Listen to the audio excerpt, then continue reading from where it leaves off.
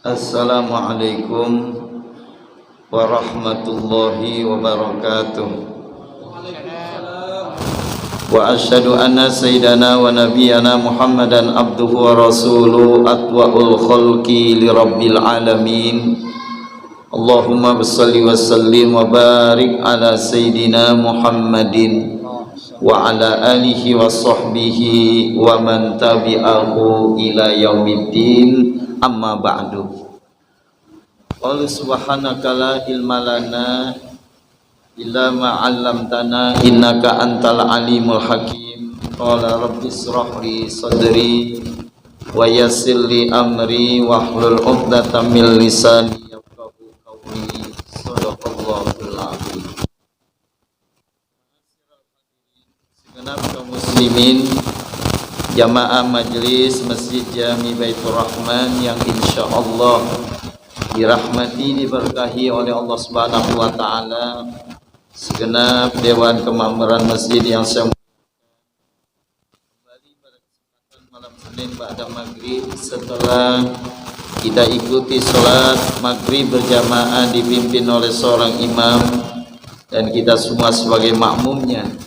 Kita berharap mudah-mudahan apa yang kita kaji, apa yang kita pelajari, ibadah yang baru saja kita laksanakan diterima mendapat ta'ala. Salawat seiring salam kita sanjungkan keharibaan Nabi kita Muhammad sallallahu alaihi wasallam. Kita berharap kelak moga-moga kita semua yang hadir mendapatkan syafaatul husna fi yaumil qiyamah. Amin ya rabbal alamin. Untuk itu lebih lanjut kita buka saja kitab Al-Azkar An-Nawawi halaman 23 babu kaifiyatul libasus saubi wan na'li wa khal'ihima halaman 23. Udah ketemu Pak? Ya. Wa qala al-muallifu rahimahullahu ta'ala wa nafa'na bihi wa bi ulumi fid darain amin. Babu kaifiyatul libasus saubi wan na'li wa khal'ihima. Ini bab menjelaskan tentang cara menggunakan pakaian wan na'li dan cara memakai sendal atau sepatu, wa khal'ihima dan cara membukanya.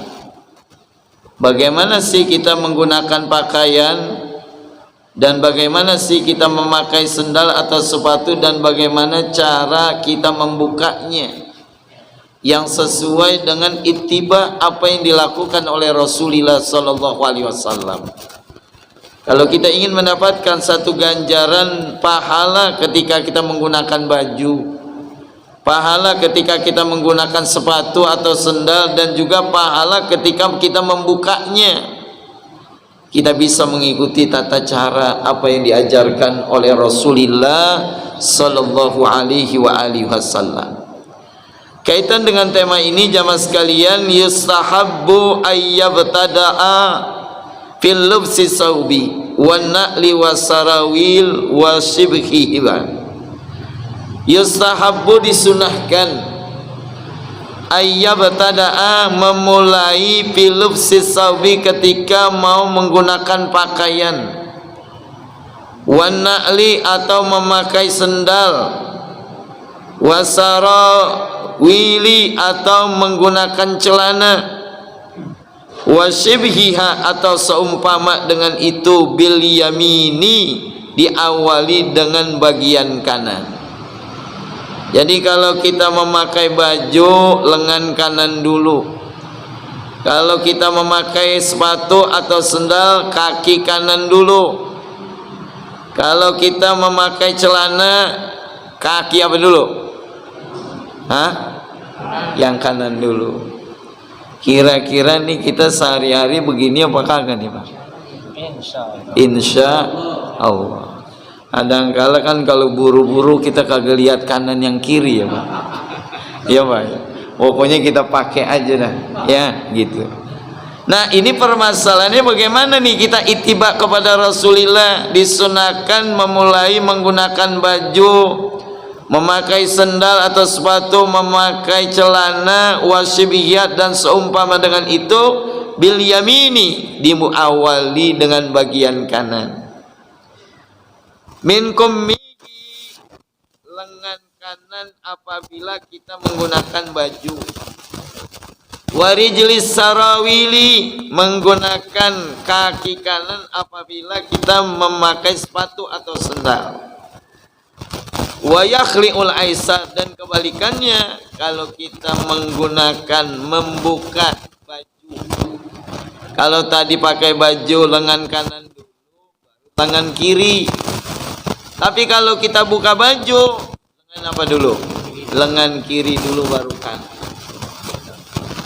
Pokoknya kalau memulai sesuatu kanan dulu baru kiri. Udah selesai kiri dulu baru kanan. Ya Pak, benar tuh Pak. Hah? Ya, ini kira-kira nih ntar kita praktek ini. Ya, kita praktek ini.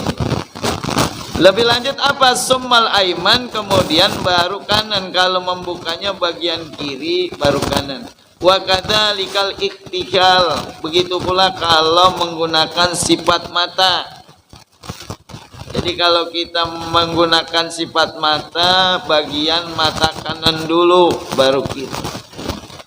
Wasiwak, bersiwak, gosok gigi bagian kanan dulu baru kiri. Wa taklimul azbar, gunting kuku. Gunting kuku jari kanan dulu baru jari kiri. Telunjuk kanan, jari tengah kanan, jari manis kanan, kelingking kanan, baru kelingking kiri, jari manis kiri, jari tengah kiri, telunjuk kiri, jempol kiri, terakhir baru jempol kanan. Pokoknya kalau gunting kuku awali jalan jari telunjuk kanan. Wa qassus syaribi, menipiskan kumis. Jadi kalau kumis itu orang muslim disuruh tipisin. Yang disuruh tebelin apanya? Jenggotnya. Ini kagak ada yang jenggotan ya? Hah? Coba. Oh. Ya, gitu ya. Ini keturunan orang Cina aja. Coba. Karena orang kita ini ada yang keturunan Arab, ada yang keturunan Cina gitu kayak. Hah? Ini kayaknya Ustaz Reza Pahlavi keturunan orang Cina kayaknya. Ya, kayak gitu. Jadi kalau yang namanya kumis disuruh tipisin, Pak. Jangan terlalu tebal. Kalau tebal nanti amper mewatin mulut, minum susu putih semua ntar. Ya, disuruh tipisin. Yang disuruh tebelin adalah jenggotnya. Kalau memang dia tuh punya jenggot. Ada orang karena saking pengen dapat sunnahnya Rasul, miara jenggot biar kata 2 lembar lumayan Pak. Ya. Watin fil ibti, dan mencabut bulu ketiak. Jadi mencabut bulu ketiak itu juga termasuk hal-hal yang memang dianjurkan oleh Rasulullah, cuman bagian yang kanan dulu. Wahal kirasi, mencukur rambut. Nah, kalau kita cukur rambut, suruh tuh abang tukang cukurnya, bang, cukur rambut saya bagian apa dulu? Bagian kanan. Ya, udah mulai biasain sekarang. Bapak ingat nggak kalau dicukur bagian apa dulu? Hah? Bagian apa dulu?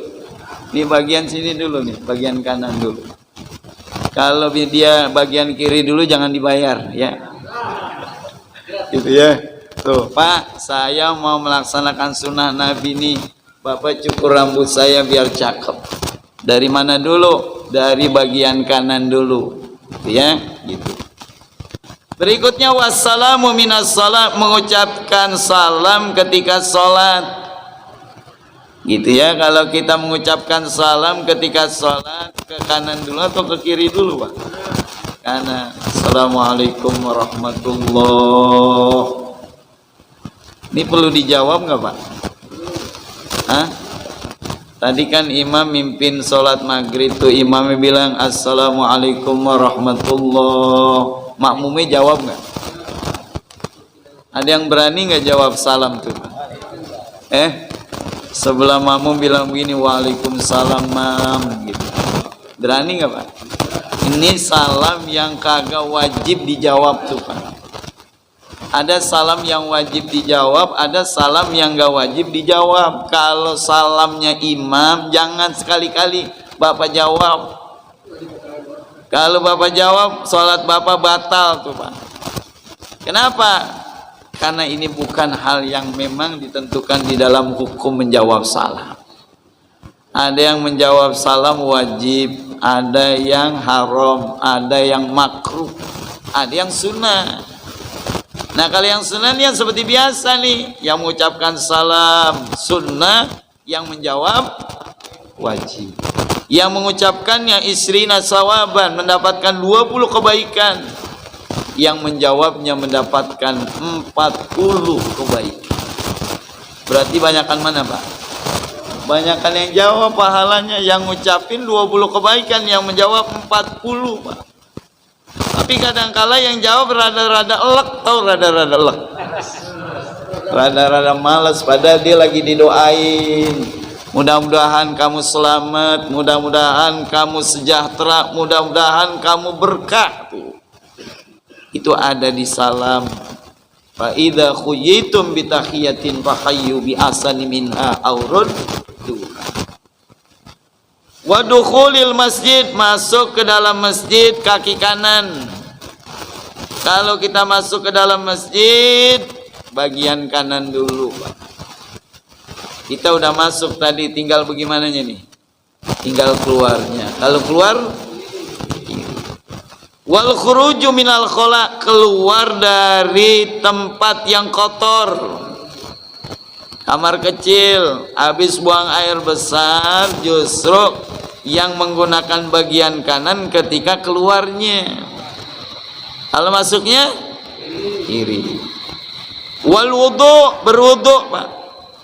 Wal ghusli, mandi. Tuh. Jadi mandi sunnahnya juga bagian kanan dulu. Apalagi mandi hadas besar, kita guyur bagian yang kanan dulu. Kecuali mandinya di empang Pak, di empang. Tahu di empang Pak? Iya, ada nggak orang mandi hadas besar di empang, ada nggak? Hah? Iya, zaman dulu ada Pak. Karena memang dia pengen dapat sunnahnya, jadi dia ceburnya miring, di miring Pak. Dia lemparkan badannya ke cebur tuh, niat langsung cebur, miring dia Pak.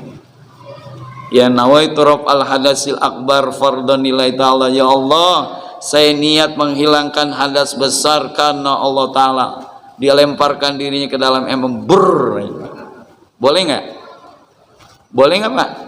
Boleh mandi di empang, ya, boleh di empang, gitu ya. Tapi empangnya empang sendiri, ya. Empang atau kolam Bapak, kolam. Kalau kolam orang dulu gede atau kecil Pak? Gede. Ya, berendam, mandi hadas besar, berendam di kolam kita, tapi jumlah airnya lebih dari 2 kula. Tuh ya, orang dulu kan kolamnya gede-gede ya Pak. Cebur di situ, berendam di dalam air itu, bek bangun, boleh tuh Pak. Kalau airnya lebih dari 2 kula. Nah kalau di ember berendam bagaimana Pak? Ya, nih tuh. Lebih lanjut apa? Wal akli, makan bagian kanan. Jangan makan dengan tangan kiri, karena makan dengan tangan kiri itu makannya syaitan. Setan kalau makan pakai tangan kiri. Tapi kalau kita sebagai umat Rasulullah menggunakan tangan kanan. Wasyurbi, minum, wal musafaha, berjabatan tangan. Berjabatan tangan tuh menggunakan bagian kanan. Wastilamul hajaril aswad, beristilam dengan hajar aswad. Bagi yang mau tawaf mengelilingi Ka'bah, dia angkat tangan. Tangannya tangan apa? Kalau kita istilam bismillahi Allahu akbar, ya istilam tangan apa tuh? Tangan kanan, gitu ya. Istilam nih Pak.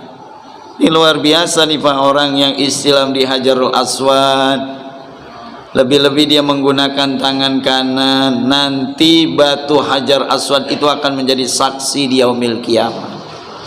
Orang yang udah haji, orang yang umroh pergi ke sana, dia bertawaf, dia istilam, ketika sudah berada di rukun yamani, dia baca Rabbana atina fid dunya sana fil akhirati hasana wa qina adzabannar wa adkhilna jannata mal abrar ya aziz ya ghaffar ya rabbal alamin. Pas Hajar Aswad diangkat tangan istilah. Nanti batu inilah yang akan menjadi saksi ngomong di hadapan Allah. Dipotret Pak. Direkam tuh tangan siapa nih Pak? Tangan Khairul, angkat tangan, ya Rob, tanggal sekian bulan sekian Khairul datang ke sini, dia tawaf mengelilingi Ka'bah, dia istilam kepada aku, ya Allah. Subhanallah Pak. Nih, jadi jangan tuh kita menggunakan hal-hal yang baik itu dengan yang kiri. Wa akhzil haja min insan, ngambil sesuatu dari manusia.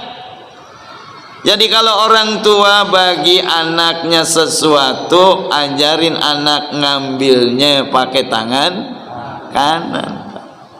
Kalau dia ngambil pakai tangan kiri bagaimana Pak? Jangan dikasih pakai tangan yang bagus ya nak. Bapak kasih nafkah istri Pak, kasih uang belanja, kalau istri nerimanya pakai tangan kiri jangan dikasih. Berani nggak Pak? Berani nggak Bapak ketika ngasih uang belanja, istri ngambilnya pakai tangan kiri, Bapak nggak ngasih, berani nggak? Ini bagian sini takut istri kayaknya nggak? Tuh Pak, sekalian didik istri Pak. Kenapa? Kalau dia ngambilnya tangan kiri, qalilul barokah, kurang berkah tuh Pak. Nggak ada nilai keberkahannya, seolah-olah dia tidak bersyukur terhadap pemberian rezeki dari Allah. Tapi kalau dia nerima dengan tangan kanan, dia ucapkan alhamdulillah Pak. Mama doain dan mudah-mudahan Papa rezekinya lancar. Bini kita kalau kita kasih rezeki ngomongnya begitu nggak Pak? Hah? Kagak. Ya Pak.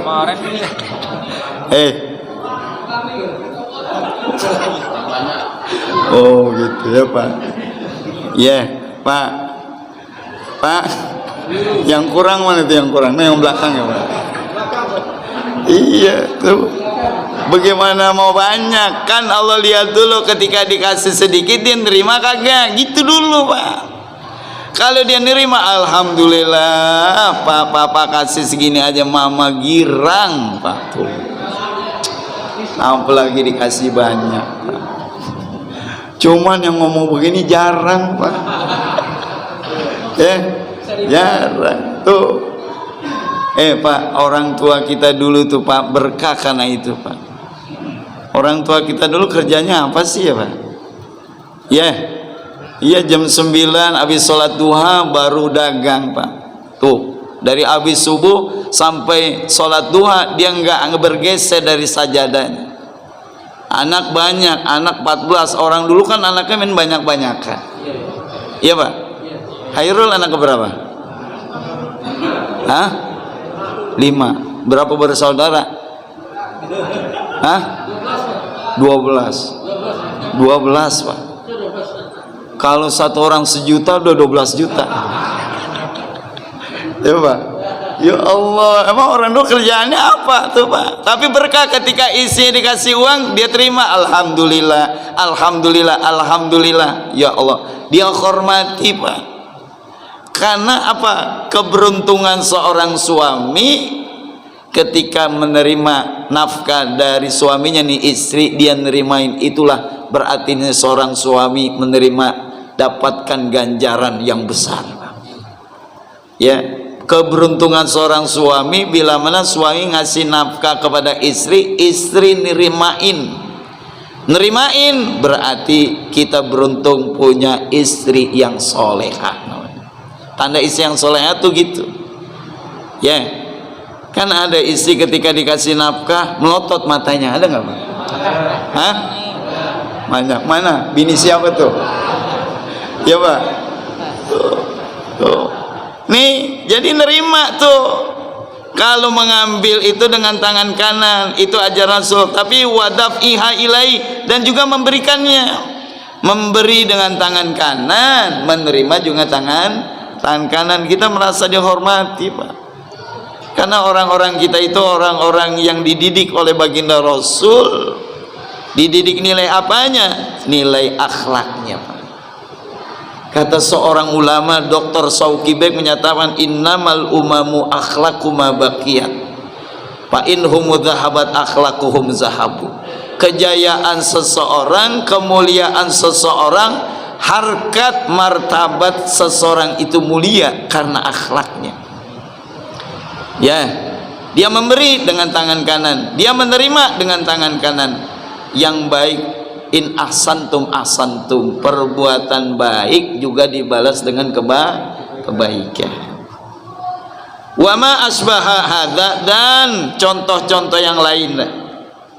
Faqulluhu yaf'aluhu bil yamin, semuanya diawali dengan yang kanan. Tapi wadidduhu bil yasari, kebalikannya diawali dengan yang kiri. Pakai baju lengan kanan, buka baju apa? Lengan kiri. Pakai sendal bagian kanan, buka sendal kiri. Kita lanjut. Wa rawaina fi sahihil Bukhari wa Abil Husain Muslim bin Hajjaj bin Muslim al-Qushairi an-Nasaburi an Aisyah radhiyallahu anha qala, kana Rasulullah sallallahu alaihi wasallam, bahwasanya Rasulullah sallallahu alaihi wasallam yujibuhu at-tayammunu fi sya'ni kullihi fi tahurihi wa tarujlihi. Bahwasanya Rasulullah sallallahu alaihi wasallam yujibuhu tayammunu fi sya'nihi, dalam segala urusan itu menyukai memulainya dari bagian sebelah kanan.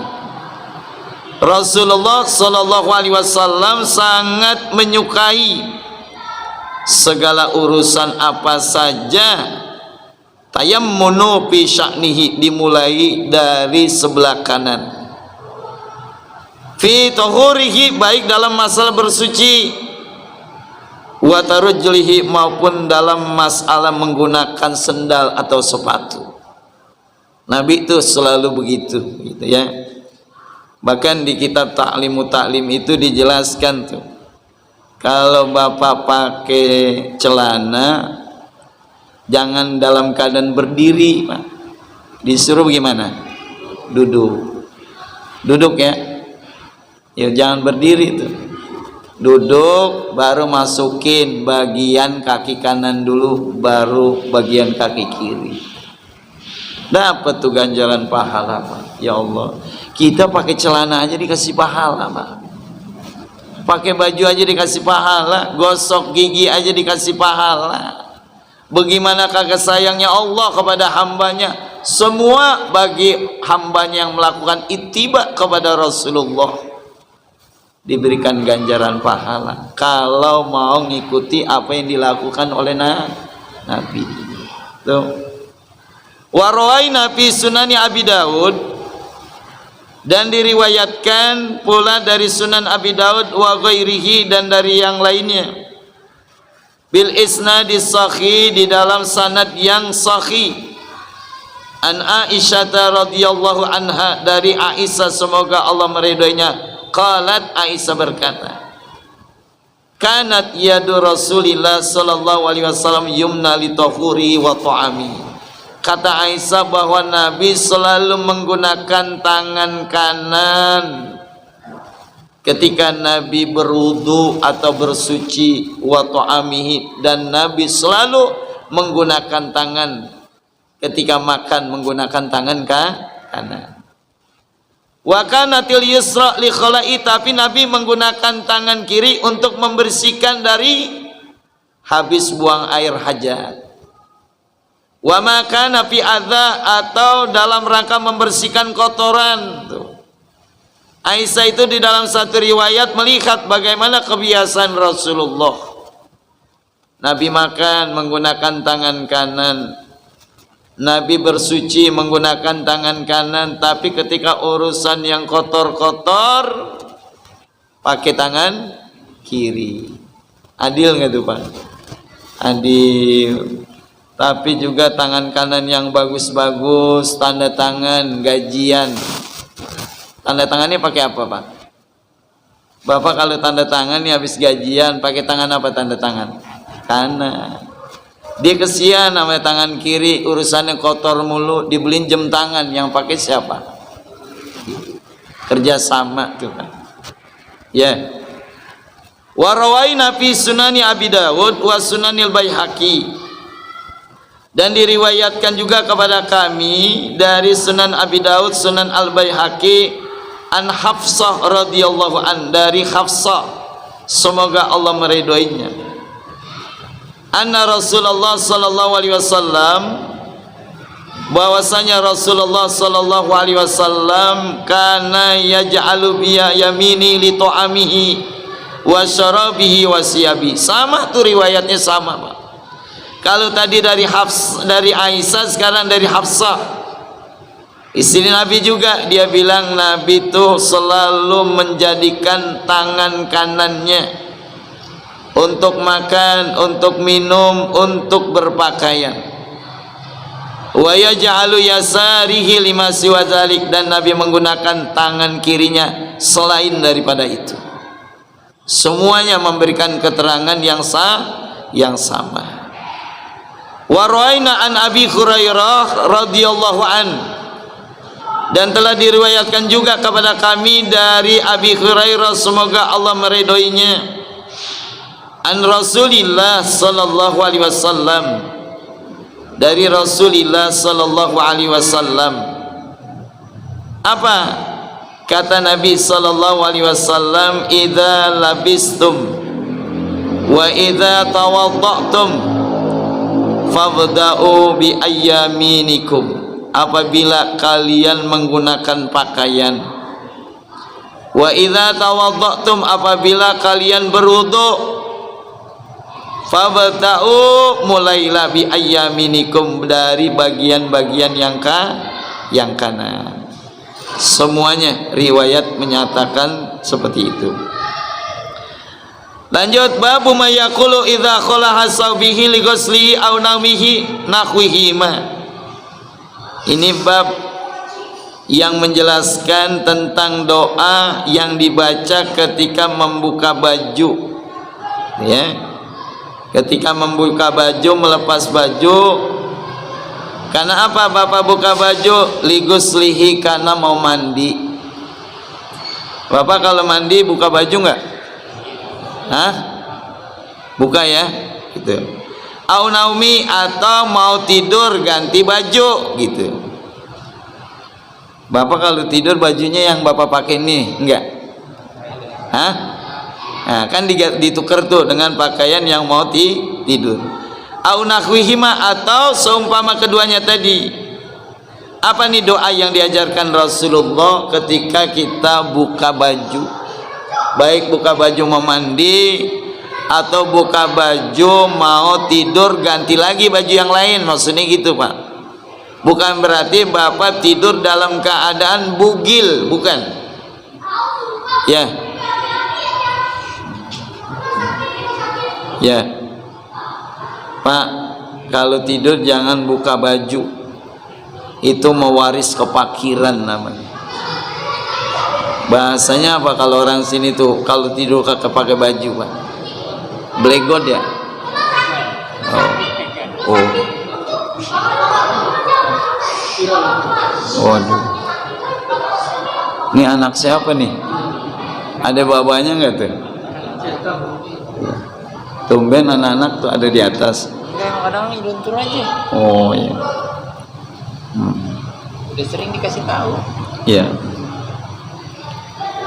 Kita lanjut jamaah sekalian. Ini doa yang diajarkan Rasulullah ketika melepas pakaian, mau mandi, ketika buka pakaian, mau tidur, mau ganti pakaian tidur tuh kan kita buka.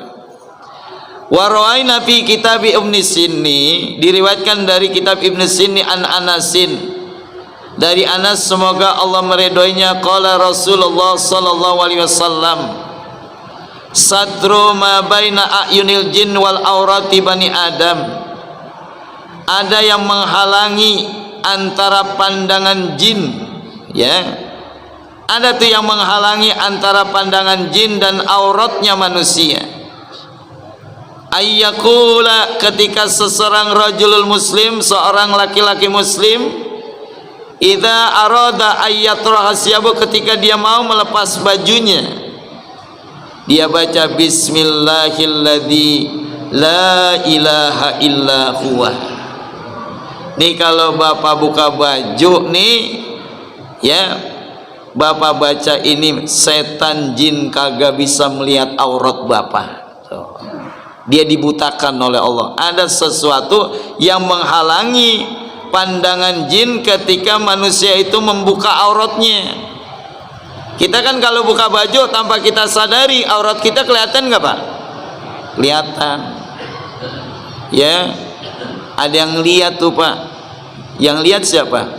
Jin. Jin paling demen tuh ngelihat keleningan bapak. Ya, paling demen tuh, Pak. Nah, ketika kita baca bismillahilladzi la ilaha illahu, jin dibutakan kagak bisa ngelihat, seolah-olah kita nggak buka-buka baju, Pak. Subhanallah. Ini pernah kita amalkan gak nih? Belum. Ini padahal doanya pendek, Pak.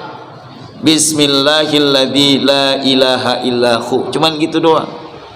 Entah nih kita pulang, kita mau ganti baju, mau tidur, kan kita pakai pakaian tidur ya, Pak. Kita buka. Ketika kita buka, jin udah nongkrong tuh, Pak. Kata jin, dia kagak baca doa, saya liatin tuh, Pak. Demen banget dia ngeliatin, Pak.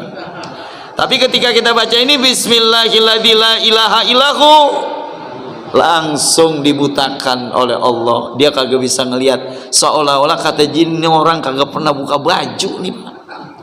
Kagak pernah buka baju, padahal kita buka baju mulu nggak, Pak? Buka baju. Bapak tidur sama istri buka baju nggak? Hei, Kagak. kagak. Tidur Sama istri buka baju nggak? Lah kagak jadi orang dong. Ya, Pak.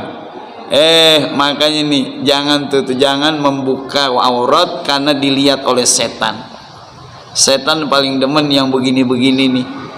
Tutup aurat karena bajunya udah dikasih dalam rangka apa? Dalam rangka ibadah kepada Allah Subhanahu wa taala. Wallahu a'lam bissawab. Sampai di sini ya. Ya, mendekati waktu Isya, mudah-mudahan kajian kita diberikan keberkahan oleh Allah Subhanahu wa taala. Ya Rabbana tarafana بأننا اقترفنا وأننا أسرفنا على لظى أشرفنا فتب علينا توبة تغسل لكل هوبة واستر لنا الأورات وآمن الروعات واغفر لوالدينا ربي ومولدينا والآل والإخوان وسائر الخلان وكل ذي محبة أو جيرة أو صحبة والمسلمين أجمع آمين ربي يسمع فضلا وجودا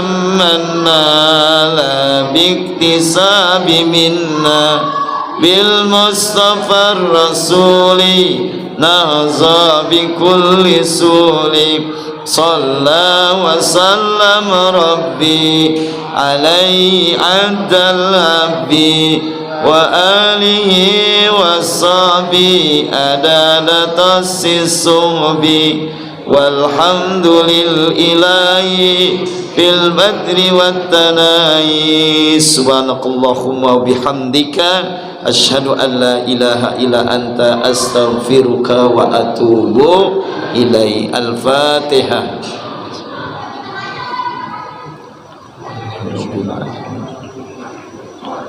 إياك نعبد وإياك نستعين.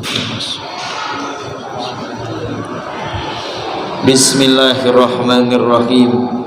الحمد لله رب العالمين حمدا يوافي نعمه ويكافئ مزيده. يا ربنا لك الحمد وإلهنا كما ينبغي لجلال وجهك الكريم وعظيم سلطانك. اللهم صل وسلم على سيدنا محمد وعلى آل سيدنا محمد. اللهم أصلح لنا ديننا الذي هو عصمة أمرنا وأصلح لنا دنيانا التي فيها معاشنا وأصلح لنا آخرتنا التي فيها معادنا واجعل الحياة زيادة لنا في كل خير واجعل الموت راحة لنا من كل شر إنك على كل شيء قدير. اللهم اهدنا من عندك واحفظ علينا من فضلك وانصر علينا من رحمتك وأنزل علينا من بركاتك وأنزل علينا من بركاتك وأنزل يا رب في هذا المسجد بيت الرحمن من بركاتك وألبسنا لباس العفو وعافيتك في الدين والدنيا والآخرة إنك على كل شيء قدير. ربنا هب لنا من أزواجنا وذرياتنا قرة أعين واجعلنا للمتقين إماما. ربنا آتنا في الدنيا حسنة في الآخرة حسنة وقنا عذاب النار. صلى الله على سيدنا محمد وعلى آله وصحبه أجمعين. سبحان ربك رب العزة عما يصفون والسلام على المرسلين والحمد لله رب العالمين. السلام عليكم ورحمة الله وبركاته.